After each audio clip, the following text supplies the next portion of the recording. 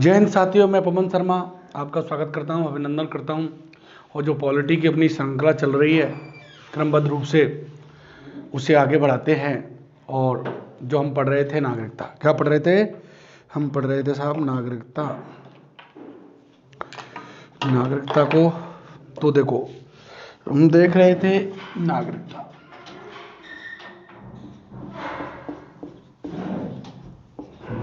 जो नागरिकता है,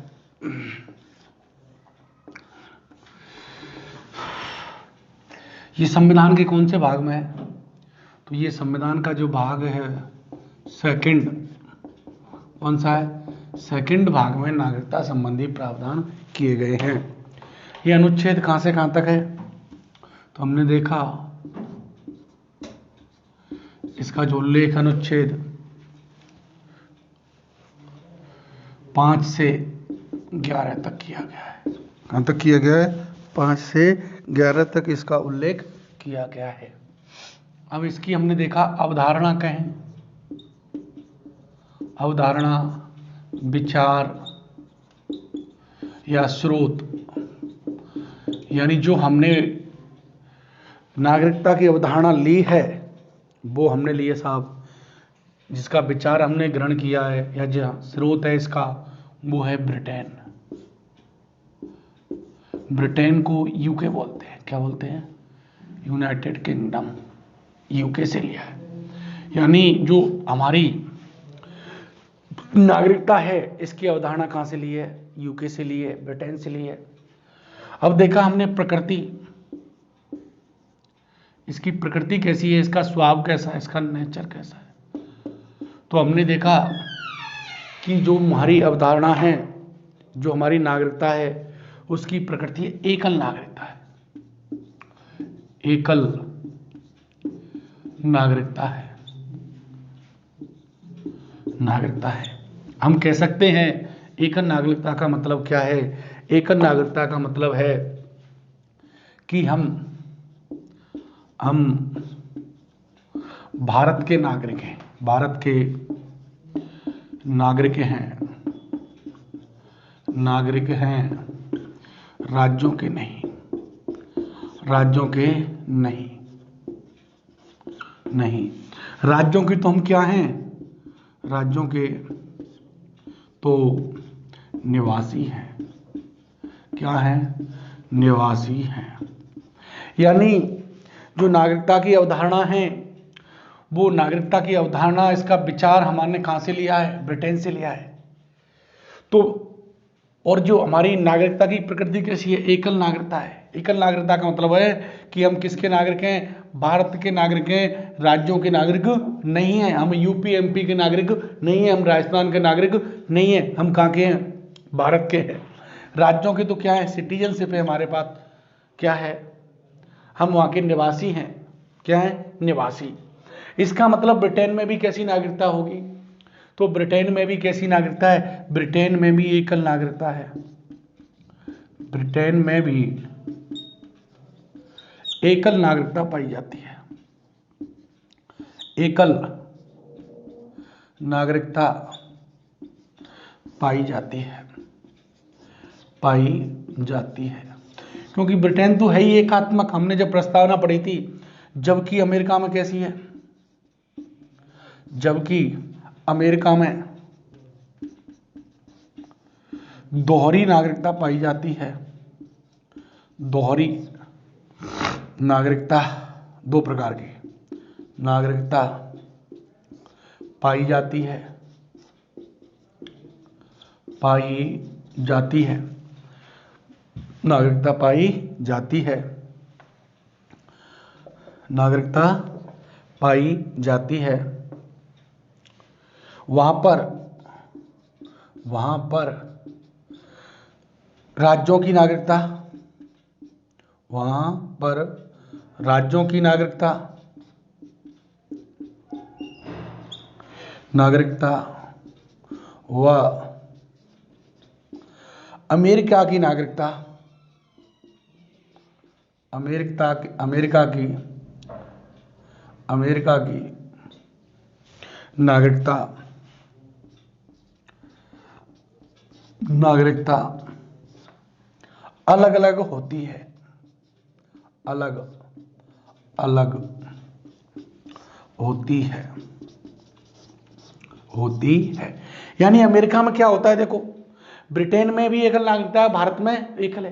क्योंकि भारत में एकल, क्योंकि जो नागरिकता के उदाहरण हमने ली कहां से, ब्रिटेन से लिए, तो भारत में कैसी है, एकल नागरिक। अमेरिका में क्या होता है कि वहां पर राज्यों के अलग नागरिक होंगे और अमेरिका के अलग नागरिक होंगे, इसलिए ब्रिटेन में तो एकल है, अमेरिका में कैसी है, दोहरी।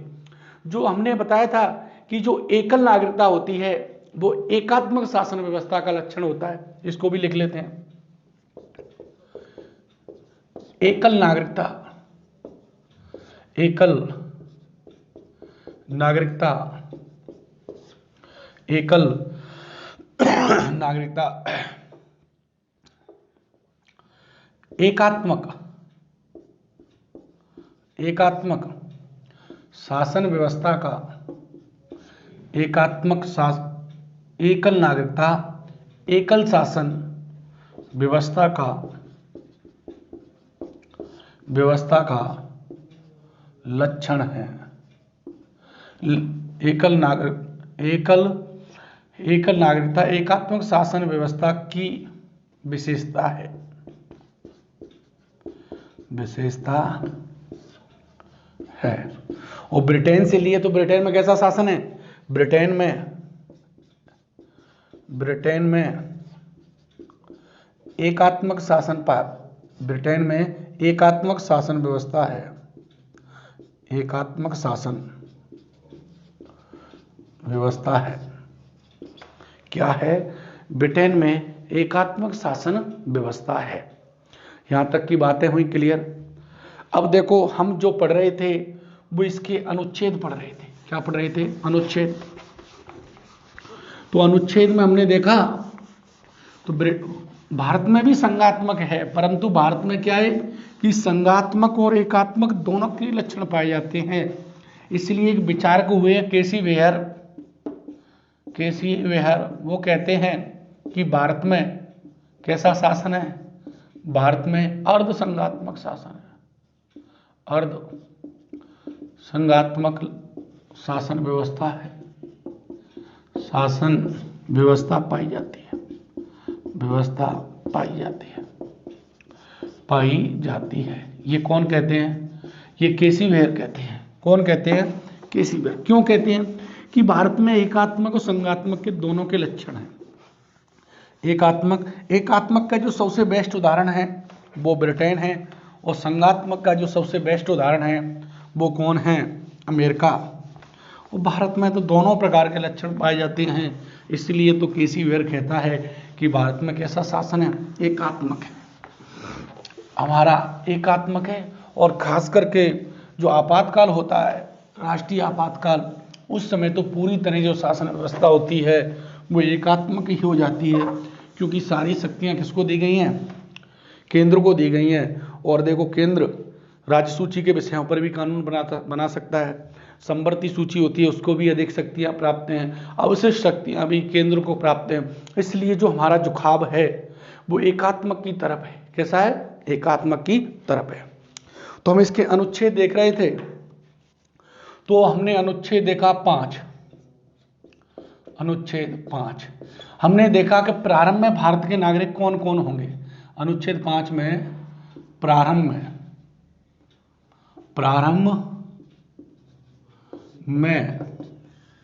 प्रारंभ का मतलब है 26 जनवरी 1950, 26 जनवरी 1950 यानी प्रारंभ में भारत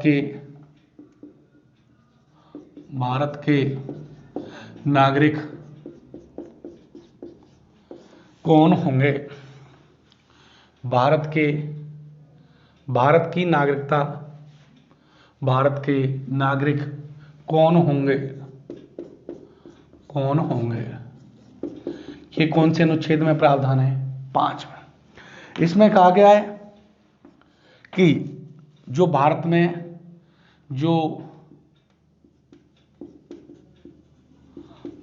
में जन्मा हो, जन्मा हो। भाई मैंने कहा मेरा जन्म तो भारत में हुआ नहीं, मतलब 1950 तक तो मेरा जन्म कहाँ हुआ था, मैं आज की बात नहीं कर रहा, मुझे तो उस समय की बात कर रही। तो कहा ठीक है, अगर भारत में नहीं जन्मे हो तो आपके माता पिता में से, माता या पिता में से, पिता कोई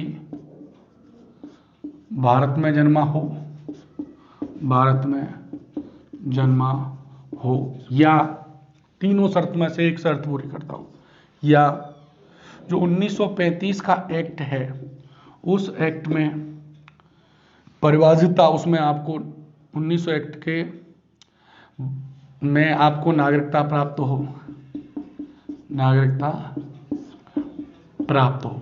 ये 3 आधार बताए। क्या आधार बताए? कि प्रारंभ में आप भारत के नागरिक बन सकते हैं, प्रारंभ में आप किसके नागरिक बन सकते हैं? भारत के नागरिक बन सकते हैं, लेकिन आपके वो शर्त हैं कि आपका जन्म उस समय के 26 जनवरी तक भारत में हो गया हो। अगर नहीं हुआ है, ऐसा है, तो आपके माता पिता में से, अगर आपके माता पिता भारत में जन्म हुए हैं तो आपको नागरिकता प्राप्त हो जाएगी 26 जनवरी 1950 को। यदि माता पिता भी नहीं प्राप्त हुए हैं, सॉरी, माता पिता भी भारत के नागरिक नहीं है, तो कैसे? तो जो 1935 का भारत शासन अधिनियम था उसमें जो नागरिकता के प्राप्त थी, उस समय आपको नागरिकता प्राप्त थी। तो इस तरीके से शुरुआत में नागरिकता का प्रावधान किया गया था। ये प्रावधान था ये। अब देखो आगे की चर्चा क्या करते हैं। अनुच्छेद 6 क्या कहता है? अनुच्छेद 6, ये तो 5 हो गया। 5 में कितने याद आ रहे हैं? 3, भारत में जन्म हुआ हो या उसके माता पिता का जन्म हुआ हो, या 1935 के भारत शासन अधिनियम में परिभाषित आप भारत के नागरिक हों, या आपको उस तरह की नागरिकता प्राप्त हो। ये 3 आधार हैं। अब इसके बाद जो अनुच्छेद है वो है 6। कौन सा है साहब? 6 अनुच्छेद। ये क्या कहता है? इसको हमने पढ़ा। इसमें कहा गया है कि पाकिस्तान, देखो हमने बताया कि ये जो अपना भारत है, ये जो भारत था, ये भारत था उस समय, ये पूरा, तो इसमें से कुछ हिस्सा जो पश्चिमी भारत था ये कहाँ चला गया? पाक में चला गया। और कुछ यहाँ का जो बंगाल वाला था, जो पूर्वी बंगाल था, ये भी किस में चला गया? पाक में चला गया। अब देखो, अब यहां पे कौन रहते होंगे? हिंदू रहते होंगे कि नहीं रहते होंगे? अरे हमने बताया कि यहां कौन रहते होंगे? हिंदू। और यहां भी कौन रहते होंगे? हिंदू। और यहां भी कौन रहते होंगे? मुस्लिम। तो देखो विभाजन हुआ था, उससे पहले ही लोगों को पता लग गया कि अब विभाजन होने वाला है, और भारत में दंगे होने लगे, इधर से उधर लोग जाने लगे, काटामारी होने लगी, क्योंकि विभाजन किसके आधार पर हो रहा था? धर्म के आधार पर हो रहा था। तो लोगों ने पलायन करना शुरू कर दिया। जिनको लग रहा था कि हम पाकिस्तान में रहना चाहेंगे, खासकर जो यहाँ से जो भारत के अलग अलग क्षेत्रों में जो मुस्लिम थे, हिंदू बाहुल्य क्षेत्रों में, वो पाकिस्तान या तो इधर चले गए या इधर वाले पाकिस्तान में चले गए। अब यहाँ पर कुछ हिंदू थे, वो भी कहाँ आएंगे? इधर आएंगे। और यहाँ पर जो हिंदू हैं वो इधर आएंगे। यानी इनका पलायन हो रहा था, एक तरफ से दूसरी तरफ जा रहे थे। तो उसके लिए संविधान में जो प्रावधान किए गए हैं वो ये प्रावधान है। देखो क्या प्रावधान है? ये प्रावधान है कि जैसे मान के चलो यहां से हिंदू भारत आएंगे, और यहां से हिंदू शब्द नहीं है, मैं समझाने के लिए बता रहा हूं, परंतु हिंदू ही आएंगे ज्यादातर, कुछ मुस्लिम भी आएंगे। तो इसमें जो प्रावधान है वो क्या है? देखो इसमें जो प्रावधान है वो ये है कि पाकिस्तान से, अनुच्छेद 6 क्या कहता है? पाकिस्तान से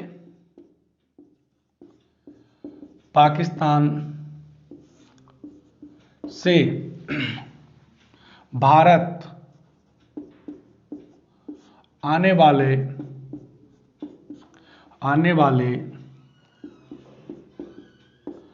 वाले लोगों के नागरिकता के अधिकार, लोगों के नागरिकता के अधिकार।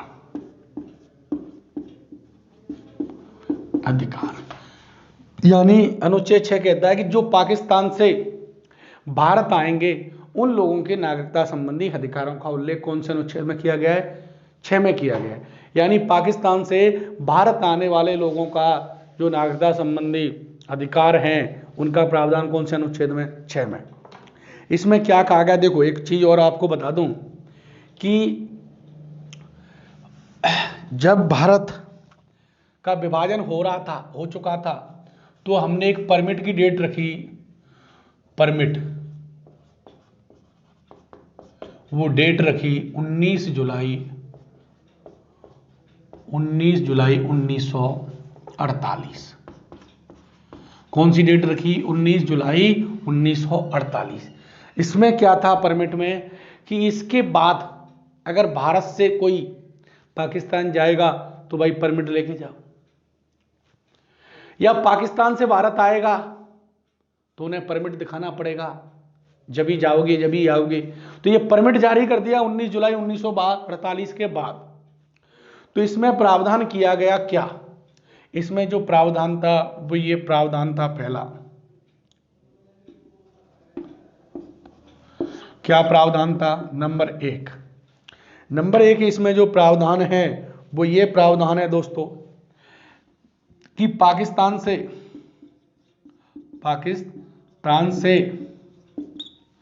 19 जुलाई 1948 से पहले यदि वे भारत आ जाते हैं तो वे भारत के नागरिक समझे जाएंगे,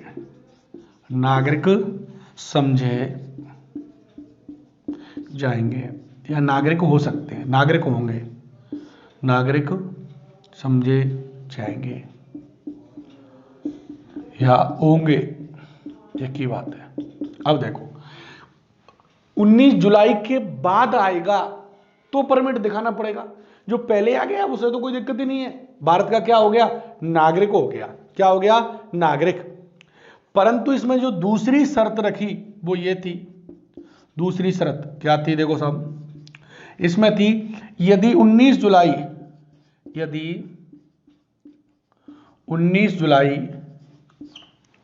1948 के बाद भारत आते हैं तो उन्हें 6 मास का निवास करना होगा,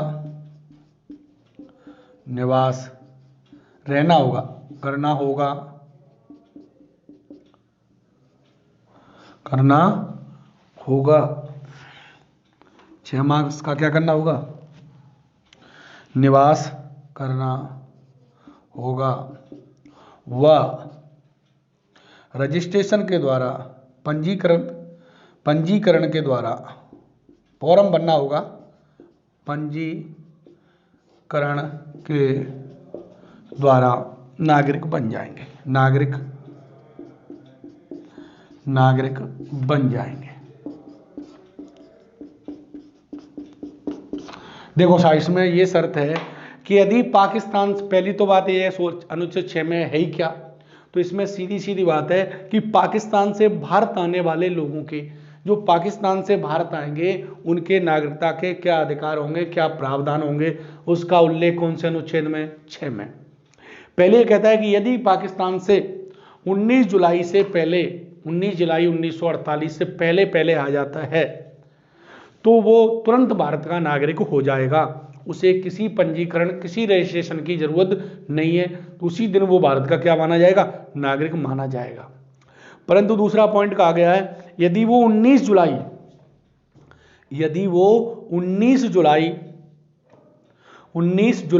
1948 के बाद आता है, तो इसके लिए प्रावधान किया कि वो भारत का नागरिक बनेगा, परंतु उसे 6 माह तक पहले क्या करना पड़ेगा, यहाँ निवास करना पड़ेगा। निवास करके उसे जो रजिस्ट्रेशन है, भारत सरकार ने जो अधिकारी बैठा रखा है उसके लिए, वो यहाँ पर पंजीकरण कराना पड़ेगा, और 6 माह बाद आप भारत के क्या बन जाएंगे, नागरिक बन जाएंगे। इस तरीके से अनुच्छेद जो है कौन सा, 6 में ये प्रावधान किए गए। ठीक है साहब। अब पढ़ते हैं हम 7। कौन सा अनुच्छेद, 7 अनुच्छेद 7 में क्या प्रावधान है, अनुच्छेद 7। तो अनुच्छेद 7 कहता है कि देखो, भारत से पाकिस्तान जाने वाले लोगों के नागरिकता के अधिकार। भारत से पाकिस्तान भी जा रहे थे लोग, तो उनके लिए क्या प्रावधान था, प्रावधान करना पड़ेगा। देखो उनके लिए देखो क्या था, अनुच्छेद कौन सा, 7। अनुच्छेद 7 में क्या प्रावधान है, भारत से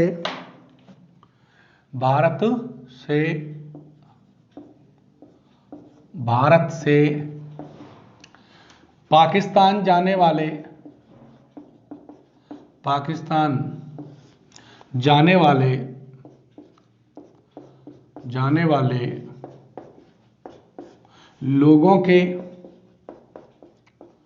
लोगों के नागरिकता के अधिकार,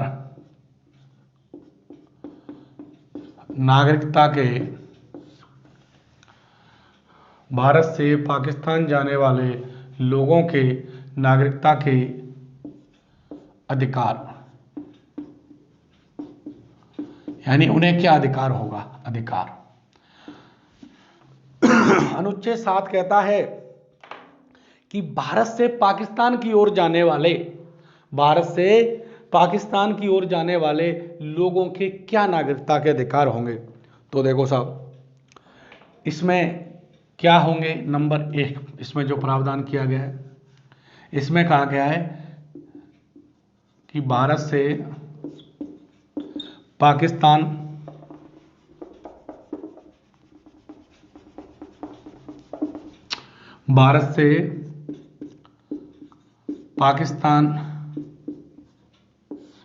जाने वाले लोग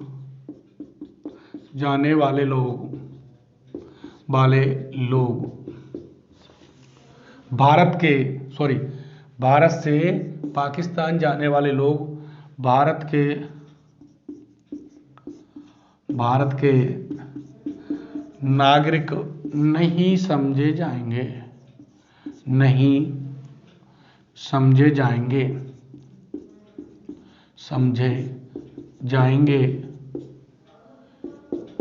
यानी वो भारत के नागरिक नहीं हो। देखो संविधान सभा के सदस्य कितने दूरदृष्टि थे, उन्होंने पहले ही प्रावधान कर दिया कि भारत से जो पाकिस्तान चले गए हैं वो भारत के नागरिक नहीं माने जाएंगे। क्योंकि आज मान के चलो जो चले गए वो आज कहें कि हम तो पहले भारत के क्या थे, नागरिक थे, हमारे दादा थे, परदादा थे, तो अब हम भारत की नागरिकता चाहिए, नहीं। इसमें पहले ही प्रावधान कर दिया कि जो भारत से पाकिस्तान चले जाएंगे वो भारत के लोग नहीं माने जाएंगे।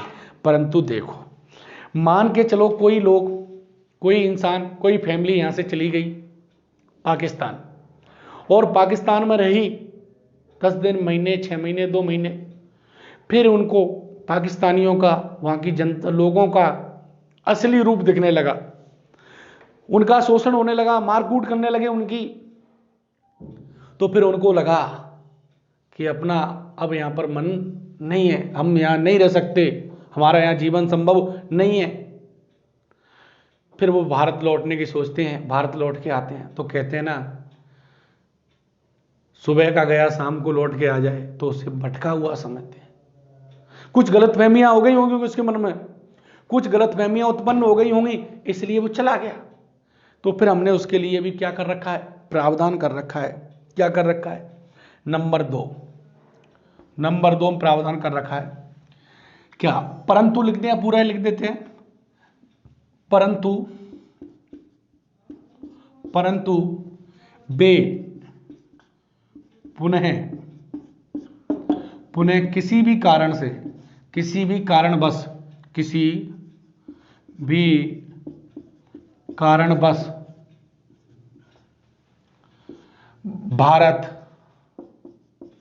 पुनः वापस लौट आते हैं। भारत 1 मार्च 1947 के बाद आते हैं तो वे भारत के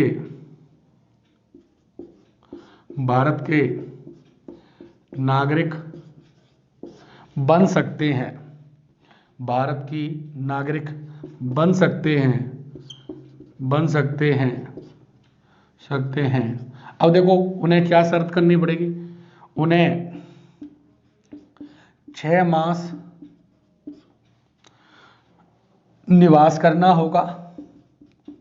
निवास के बाद जो भारत सरकार का अधिकारी है वहां क्या कराना होगा, पंजीकरण के द्वारा वे भारत के नागरिक बन जाएंगे।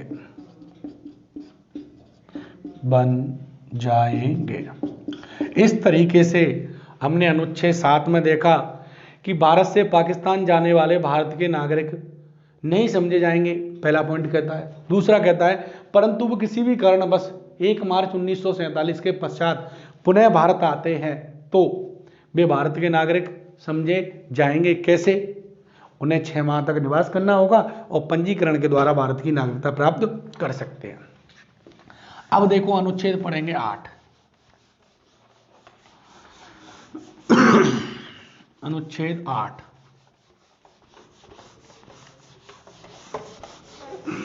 अनुच्छेद 8 में क्या है, अनुच्छेद 8 में भारत से देखो क्या था कि जैसे हमारे भारत के कुछ नागरिक थे परंतु वो विदेशों में जाकर के, कई लोग तो भारत के स्वतंत्रता आंदोलन को चला रहे विदेशों में रह करके, क्या चला रहे थे, स्वतंत्रता आंदोलन को चला रहे थे और वहीं पर जाके निवास कर लिया। और कुछ लोग अपना बिजनेस, धंधा, नौकरी, पढ़ाई के चक्कर में वहां पर बस गए, वो निवास करने लगे।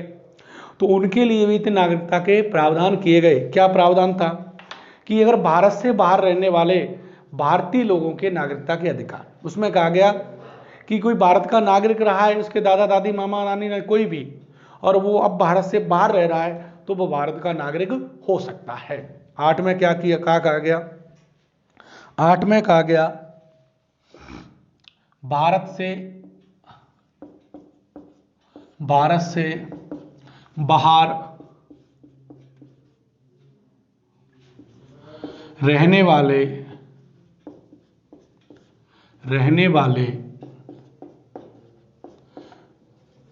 भारतीयों के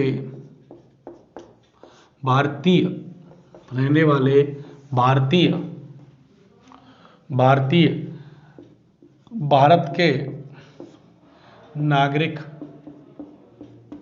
बन सकते हैं,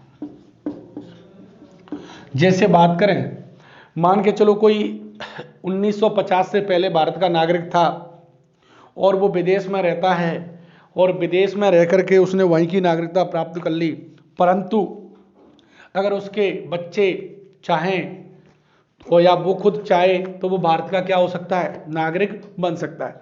या किसी के दादा दादी, नाना नानी, फूफा फूफी, कोई भी पहले भारत का क्या रहा है, नागरिक रहा है और उनकी संतानें हैं वो भारत की नागरिक बनना चाहती हैं तो वो नागरिक बन सकते हैं।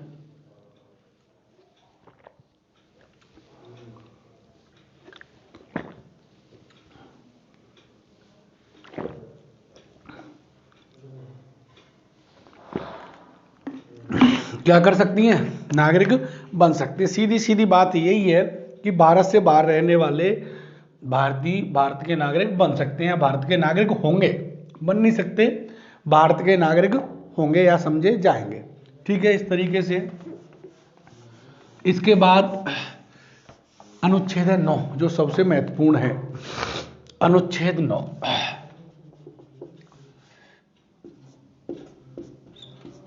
देखो ये क्या कहता है, ये जो कहता है वो देखो ये कहता है साहब कि भारत के किसी नागरिक ने, भारत के कोई नागरिक अपनी स्वेच्छा से, अपनी इच्छा से किसी अन्य देश की, विदेशी नागरिकता प्राप्त कर लेता है तो भारत की नागरिक समाप्त हो जाएगी। जो उसकी नागरिकता है वो क्या हो जाएगी? समाप्त हो जाएगी। क्या हो जाएगी? समाप्त हो जाएगी। यानी कोई व्यक्ति है अपनी इच्छा से लेता है, किससे लेता है? अपनी इच्छा से लेता है, तो उसकी नागरिकता स्वतः ही समाप्त हो जाएगी। परंतु दबाव में ले ली, क्या ले ली? दबाव में ले ली, या पैसे का प्रलोभन दे के दे दी, लालच दे के ले ली, मार कूट के धमका के कैसे भी दिलवा दी, तो फिर उसकी समाप्त नहीं होगी। उससे भाई पूछा जाएगा, उसके विचार जाने जाएंगे। जैसे अब देखो सानिया मिर्जा की कहानी अलग ही है भाई। सानिया मिर्जा को भाई चलो मैं तो उसे पसंद नहीं था, कोई बात नहीं थी, आप लोगों में से बहुत सारे होंगे ना, वो पाकिस्तान में शादी करने की बता शोएब मलिक से, क्या भारत में लड़कों की कमी थी? अब देखो चलो शादी कर ली, कोई बात नहीं। अब सानिया मिर्जा बहुत दिमाग से काम लेती है, उसने भारत की नागरिकता नहीं छोड़ी है या पाकिस्तान की नागरिकता नहीं ग्रहण की है। अभी उसे पाकिस्तानी काफिरों पे उसे भरोसा नहीं है, पाकिस्तानी काफिरों पे उसे भरोसा नहीं है, इसलिए अभी वो पाकिस्तान की नागरिकता नहीं ले रही। क्या नहीं ले रही? पाकिस्तान की नागरिकता नहीं ले रही, क्योंकि जिस दिन पाकिस्तान की नागरिकता ले लेगी, भारत की नागरिकता उसकी क्या हो जाएगी? उसी दिन समाप्त हो जाएगी। तो अनुच्छेद 9 क्या कहता है? भारत का कोई नागरिक, भारत का कोई नागरिक, कोई नागरिक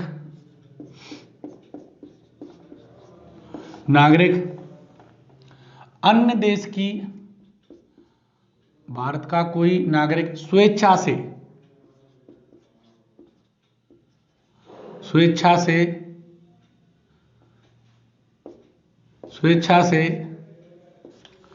किसी अन्य देश की,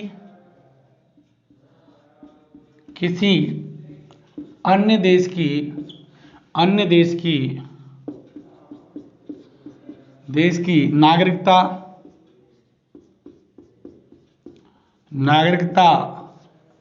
ग्रहण कर लेता है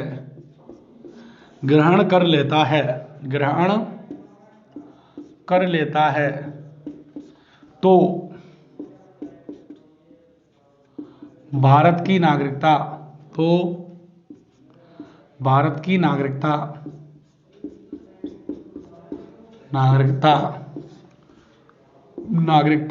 समाप्त हो जाएगी। भारत की नागरिकता समाप्त हो जाएगी।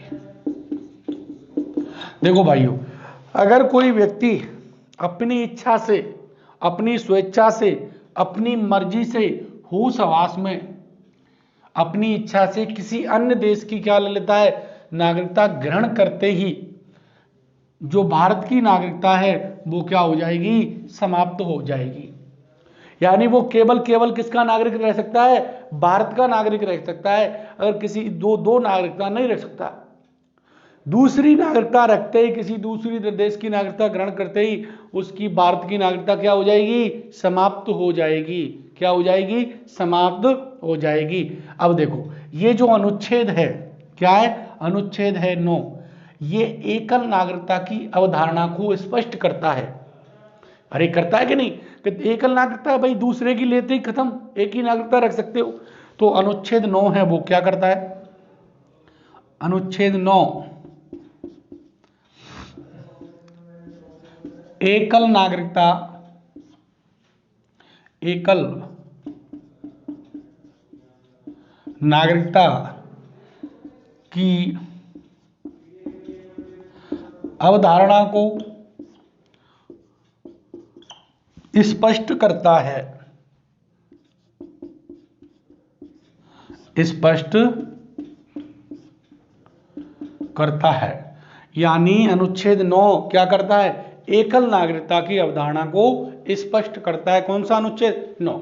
सीधी सीधी बात है, अनुच्छेद 9 कहता है कि आप अगर दूसरे देश की या विदेशी कोई नागरिकता प्राप्त कर लेते हो तो भारत की नागरिकता स्वतः ही समाप्त हो जाएगी। कौन सा अनुच्छेद कहता है? 9 कहता है। इसके बाद 10 अनुच्छेद पढ़ते हैं। देखो अनुच्छेद 10 क्या कहता है? अनुच्छेद 10 कहता है कि नागरिकता के अधिकारों को बना रहना, नागरिकता के अधिकारों को बना रहना, यानी आपकी नागरिकता जब तक बनी रहेगी तब तक आप ऐसा कोई अपराध नहीं करते हो जो हमारी संसद ने कानून बना रखे हैं उनके खिलाफ नहीं है। आप कोई संविधान का ऐसा, कोई राष्ट्र की देशता अखंडता ऐसा कोई अपराध नहीं कर रहे हो जिससे नागरिकता छीनी जा सकती है। इसके सिवा आपकी नागरिकता को छीन नहीं सकता। जैसे मान के चलो अभी मोदी जी हैं, अमित शाह हैं, बीजेपी की सरकार है, उनको लगता है कांग्रेस की सरकार आएगी तो कल राहुल गांधी की नागरिकता को वो तो समाप्त कर दे, कांग्रेस के नेताओं की कर दे, या कोई भी पार्टी हो, कांग्रेस होती तो बीजेपी की कर दे। अरे ऐसे नहीं हो सकता, क्योंकि इसके लिए कौन कानून बनाएगी? संसद। और संसद बनाएगी और संसद में पारित करना ऐसे ही नहीं है, राज्यसभा भी है और फिर कोर्ट भी बैठा है। दूसरी बात इसमें क्या है? दूसरी बात ये है कि भाई वो कानून का क्या हुआ हो, ऐसा अपराध किया हो तो सीधी सीधी बात है नागरिकता के, यानी नागरिकता के अधिकारों का बना रहना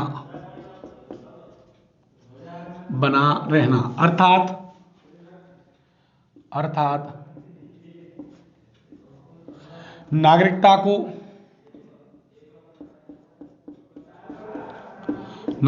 को संसद कानून बनाकर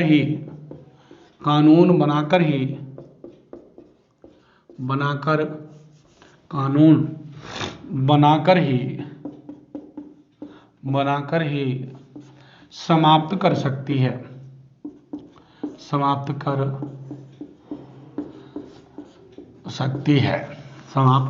कर सकती है। वैसे नहीं कर सकती, ऐसे जब मन चाहे जैसे समाप्त कर दें, नहीं, इसके लिए कानून। अनुच्छेद 11 ये कहता है कि नागरिकता संबंधी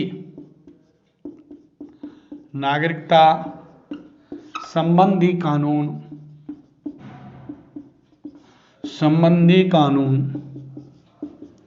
संसद बनाएगी। यानी नागरिकता संबंधी कानून कौन बनाएगी? हमारी संसद बनाएगी। यानी राज्यों को, विधानमंडलों को यह अधिकार नहीं है। इसमें कानून कौन बना सकती है? केवल संसद बना सकती है। अनुच्छेद 11-10 तो पढ़ लिया ना, ये 11 में है। तो नागरिकता संबंधी कानून कौन बनाएगी? संसद बनाएगी, राज्य विधानमंडल नहीं बना सकते। जैसे NRC जो कानून बनाया था संसद ने, अब जैसे पश्चिम बंगाल विरोध कर रही, हम लागू नहीं होने देंगे, कई राज्य पारित करके ये दिखा रहे कि हम यहाँ अपने राज्य में लागू नहीं होने देंगे।